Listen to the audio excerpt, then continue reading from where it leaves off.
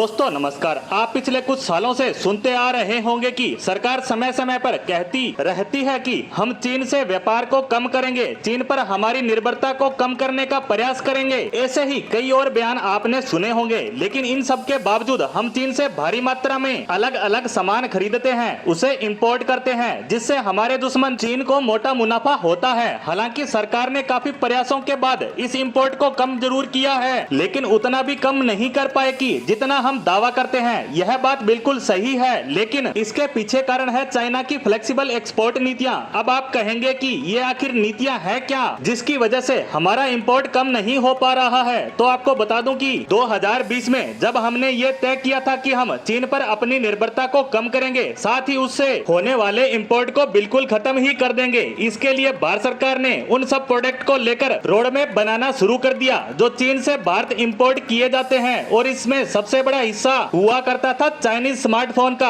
आपको पता ही होगा कि उस समय लगभग ज्यादातर स्मार्टफोन चाइना में मैन्युफैक्चरिंग होकर भारत आया करते थे, जिन्हें ये चीनी कंपनियां बेचकर मल्टी बिलियन का मुनाफा कमाकर वह सारा पैसा अपने देश ले जाते थे। एक बार की तो भारत चाइना का व्यापार $100 बिलियन के भी पार निकल गया था, और उसमें भारत की एक्सपोर्ट हिस्सेदारी मात्र 10 से 15% थी, जबकि उसके बदले में चाइना हमें 80 से 85% सामान एक्सपोर्ट करता था। इसीलिए सबसे पहले सरकार ने इन्हीं स्मार्टफोन मार्केट को टारगेट किया, और अब आपने देखा होगा कि या तो ज्यादातर चाइनीज कंपनियों ने भारत में अपना व्यापार बंद कर दिया और बाकी कंपनियों ने अपने प्लांट भारत में लगा लिए। लेकिन अब भी सवाल यह उठता है कि जब सरकार ने सबसे बड़े सेक्टर को ही टारगेट किया है, तो हमारा इंपोर्ट घट क्यों नहीं रहा है? तो इसके पीछे का कारण मैंने पहले ही आपको बता दिया कि है चाइना की फ्लेक्सिबल एक्सपोर्ट नीति, और वह ये है कि जब हमारे किसी एक प्रोडक्ट को टारगेट किया जाता है तो हम किसी दूसरे प्रोडक्ट का एक्सपोर्ट बढ़ा देंगे। जैसा पिछले 3 सालों में मेड इन इंडिया स्मार्टफोन की बिक्री में बेतहाशा वृद्धि हुई, तो चाइना ने इसकी पूर्ति करने के लिए मेड इन चाइना लैपटॉप की सप्लाई को बढ़ा दिया। इसके अलावा लैपटॉप से जुड़े प्रोडक्ट और टेक्नोलॉजी की भी भारी मात्रा में भारत को एक्सपोर्ट किया गया, जिससे वही मोटा मुनाफा कमा रहा है जो वह स्मार्टफोन बेचकर कमाता था। इस मुनाफे के आंकड़ों की बात करें तो चीन 2023 के मध्य में भी $20 बिलियन